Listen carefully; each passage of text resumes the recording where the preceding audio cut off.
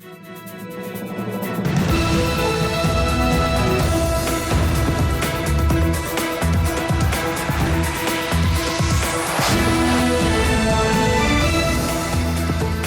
and good evening. This is TV7 Israel News broadcast to you from Jerusalem, and in today's top stories.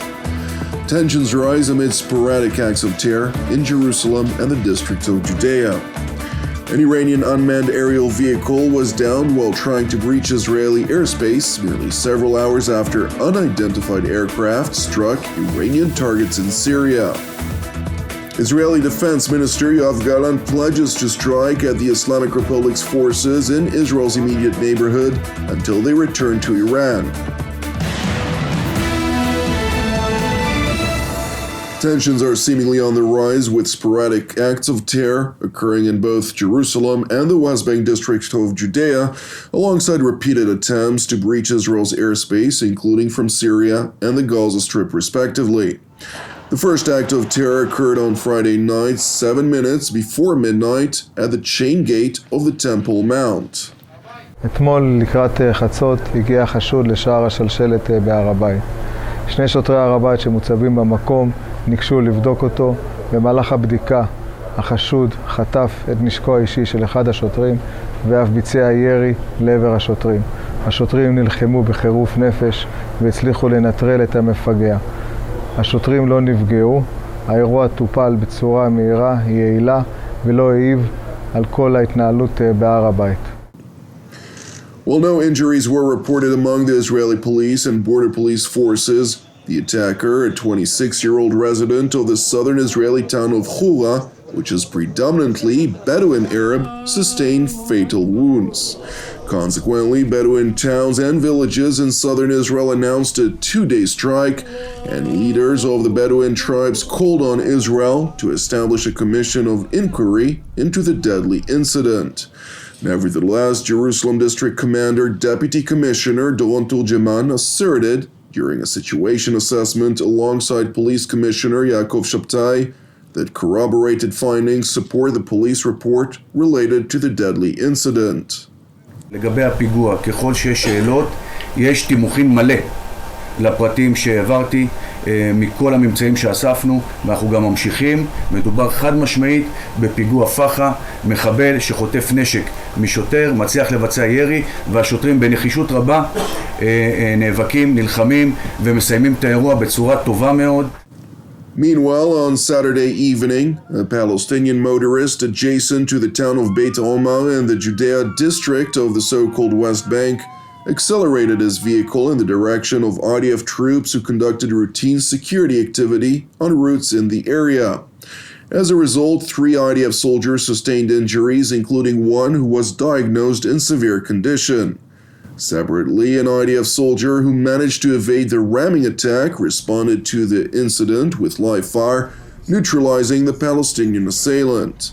Meanwhile, the IDF launched an investigation into the circumstances of this attack. Subsequently, 35 minutes after midnight on Sunday morning, unidentified aircraft launched a number of missile salvos which penetrated Syrian skies from the direction of Lebanon. And while Syria's aerial defense array was activated in an attempt to intercept the incoming projectiles, a number of military installations near the Syrian city of Homs sustained direct hits. Among others, a weapons storage facility in the Al-Dab'a military airport, which is said to be controlled by the Lebanese-Iranian proxy Hezbollah, was reportedly targeted. Separately, a surface-to-air battery that attempted to target the unidentified aircraft, which were spotted over Lebanese skies, was also targeted. Consequently, according to Syrian military sources, at least 5 Syrian troops sustained injuries. Meanwhile, according to circulating reports, at least 2 Iranian-backed militants were killed in the aerial assault, which Damascus once again attributed to Israel. Nevertheless, the IDF spokesperson's unit did not confirm or deny its alleged involvement in response to TV7's request for comment. Meanwhile, on Sunday morning, Israeli Defense Minister Yoav Gallant visited the Etzion Brigade, which is situated in the Judea district of the West Bank. We received an updated security situation assessment following the ramming attack adjacent to the town of Beit Omar. הייתי בתצפית על אזור הפיגוע, ואחרי שראיתי את התחקיר, הבנתי שבסך הכל הפעילות שנקטו הלוחמים מבעוד מועד הצילה את חייהם. אני מקווה שהם גם יחלימו במהרה שלושת הפצועים שנפצעו, וישובו לאיתנם כמה שיותר מהר. Jerusalem's top defense official further highlighted Iran's involvement throughout all of Israel's most sensitive security sectors. And while stopping short from claiming responsibility for the repeated strikes against Iranian targets in Syria in recent days, Minister Gallant pledged to continue to strike at the Islamic Republic until its forces return back to Iran. באופן כללי צריך להבין גם את המצב. אנחנו במתח בכל הגזרות. האיראנים שולחים הנה זרועות, גם ליהודה ושומרון, גם לגבול הלבנון, גם לסוריה, גם לעזה. ואנחנו רואים את המתח. איראן מנסה להתבסס בסוריה, מנסה לחולל פיגועים נגדנו. אנחנו לא נאפשר לאיראנים ולחיזבאללה, שהם הסוכנים שלהם, לפגוע בנו. לא אפשרנו את זה בעבר, לא נאפשר את זה בהווה, ולא נאפשר את זה בעתיד. וכאשר צריך, אנחנו נקה אותם ונדחק אותם מסוריה למקום שבו הם צריכים להיות, שזה איראן, ולא כאן, ולא להשפיע על כל הגזרה שבה אנחנו נמצאים. It is important to know that shortly before 10 p.m. yesterday evening, an unmanned aerial vehicle crossed the Syrian border into Israeli airspace. According to the IDF spokesperson's unit, IDF helicopters and fighter jets were deployed to monitor the UAV, and when it crossed from the direction of Syria into Israeli territory, it was downed in an uninhabited area by electronic means. Moreover, the IDF highlighted that the aircraft, which was reportedly an Iranian-manufactured aircraft, did not pose a threat at any stage.